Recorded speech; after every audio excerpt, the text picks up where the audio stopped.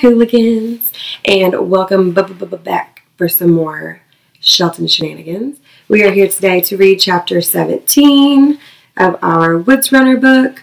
Hopefully you are binge watching all of the rest of the chapters. Like I said we don't have any questions for this chapter or any of the rest of the chapters, which is super exciting. So let's go ahead and get started. Okay, so remember in the last chapter when we left off, they had just found Samuel's mother. So that was super exciting, and they had made a plan to meet at midnight. They were going to meet Samuel's mom and Samuel's dad, who was in the warehouse. So remember, Abner and Samuel had made the plan to meet them at midnight, and Samuel's mom was supposed to get a message to his dad. Great. Okay. Darkness, like the inside of a dead cow. There had been such a sliver of moon, but clouds covered it, and with them came a soft rain. Enough to make everything wet and uncomfortable outside. A godsend. Even drunken soldiers didn't like to be out in the rain. Abner and Samuel had gone by the sugar mill just before dark to look it over. Samuel's mother had been right. There was only one door being used, and 2 guards stood there talking. One had a chair, and there was a small roof over the entry to keep the rain off. The building was strangely quiet. If there were hundreds of men packed inside, Samuel thought, there should be more noise. They walked past the guards, who paid them no mind, and down alongside the building. Now and then they could hear scuffling and thumping against the wall on the inside, but nothing else. When they had walked completely past the building, they crossed the street and came back on the other side. Because of the rain, there weren't many soldiers along the walkways, and nobody bothered them. When they went along the river to a point close to where Matthew would come across, and then moved into some trees along the bank, it was starting to get dark. Abner pulled a small oil-soaked bag from the inside of his coat and took out a watch. 7:30. He put the watch back, settled down against a tree, and hunched up the collar of his coat. Try to get some sleep, because later tonight there won't be any, he said to Samuel. How are we going to do it? Samuel asked. Get him out. Simple plans are best, Abner said. Did you see all the bricks around the steps? They probably had more of a porch when the place was new. Now the bricks all have fallen down.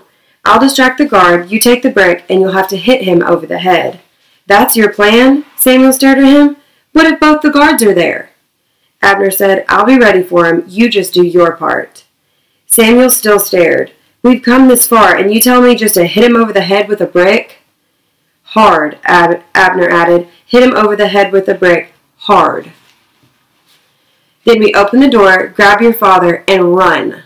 Or as fast as we can go. Scoop up your mother, get in the boat, get across the Hudson, hook up the mules, get in the wagon, and head out.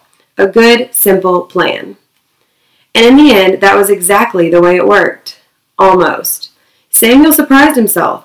After an hour of his thoughts tumbling over each other without any sense or reason, in spite of the rain, a veil slipped over his mind, and he slept, leaning against the same tree as Abner. Let's get to it. Abner shook him awake, close to midnight. Samuel rubbed his face and stood up. Abner was gone in the darkness, and Samuel had to hurry to catch up. Their path took them past the house where Samuel's mother worked. She was already outside and saw them approach. I'm coming with you, she said softly as they neared. To help. No, hold here, we'll be back, Abner whispered, shortly. As they walked closer to the sugar mill, Abner took off his coat and wrapped it so that it seemed he was carrying a bundle. There was a tiny glow from a lantern near the guard, the kind with a small candle inside and a slit to let out a sliver of light. It was enough for Samuel to see some bricks. He picked up one before they moved within a range of the guard. Halt, the guard said as he saw them.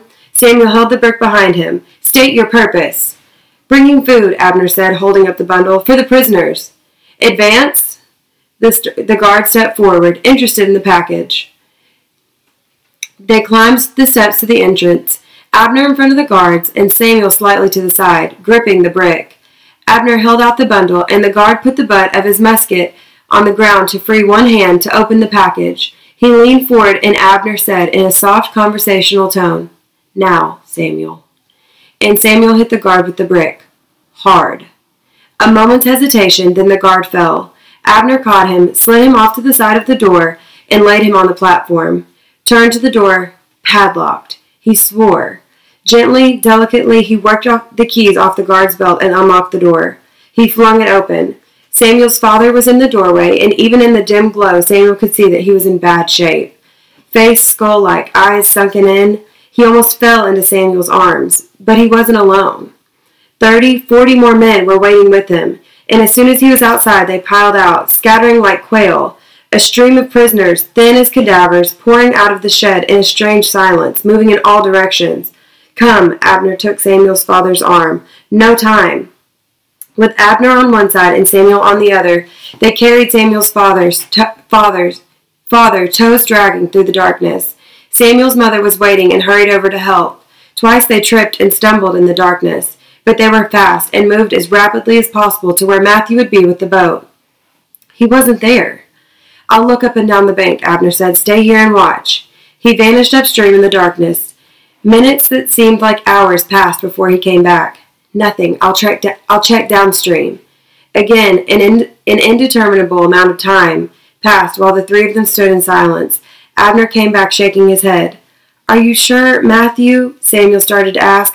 They heard a dull thump in the darkness on the water, and then Matthew's voice. "Here, over here! Caught a crab of wind on the way over here that kicked me downstream. Had to tack back up. Here, over here!" They found the boat almost by feel, out in the foot of the water. Samuel half carried his father to the side, and he fell into the boat. "He needs help," Samuel said. "Get him up and in the cabin. Please help him." Samuel pulled him into the cabin, then helped Samuel's mother onto the boat and into the cabin as well. Abner jumped in, and Matthew pulled up the sail, which filled with the freshening breeze. He said to Samuel, "Push off as you come aboard." Samuel did so, tripped and flopped into the mud and water, lost the boat, and was nearly left behind. In one lunge, he caught a gunwale. The boat was picking up speed rapidly. He pulled himself up and in and nearly fell into Abner's lap. Right then, the world ashore went berserk. A gunshot, another. Lighted torches could be seen in the distance of the sugar mill, carried every which way. "You didn't," Abner said, "hit him hard enough." "You didn't," Abner said, "hit him hard enough. I thought I killed him." He raised the alarm. "It matters not," Matthew said. "We're away from the light. Torches won't cast out here. Besides, they're looking in all directions." A passel of other men came out at the same time. They went all over, Abner sighed, and leaned back resting. It was good fortune. "Fortune favors the well-prepared," Matthew said.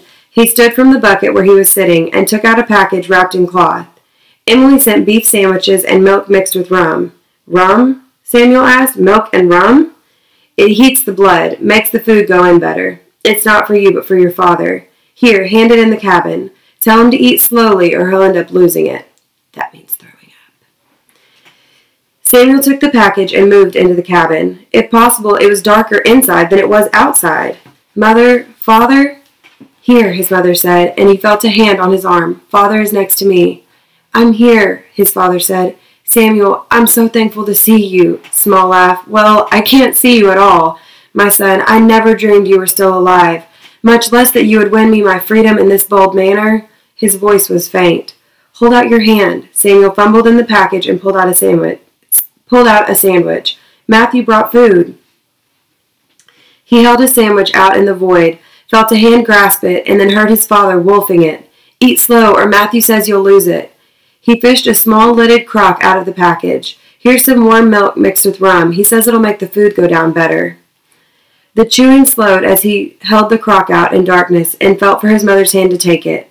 "Here," she said, "I've got it." "Samuel, who are these men? We owe them so much, and we don't even know them." "They're friends, Abner and Matthew. Matthew owns the boat, and we met Abner on the way. Oh, yes, you have a daughter." "What?" "You'll meet her when we get to the wagon. Her name is Annie, and, well, she needs us. It's been a part of this run." He took a few moments to tell them about Annie, without too many details about the Hessian attack. It would be too terrible to describe. "Then she's our daughter," his mother said in a firm voice, "and from now on, that's as good as blood." His father stopped chewing, swallowed, and drank some of the rum and milk mixture. Food, food. When you haven't had it in a while, it tastes as sweet as anything you've ever eaten. Tell Mr. Matthew thank you. You're very welcome, Mr. Matthew said from the tiller, which was only 6 feet away. I'll tell Emily you like her food. Like it? It's life itself. Aye, I'll be sure to tell her.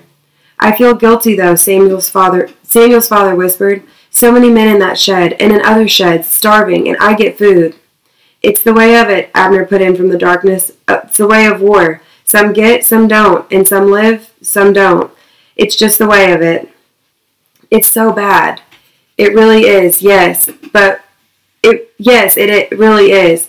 But it's our lot now, and we must live it, Abner sighed, the best we know how.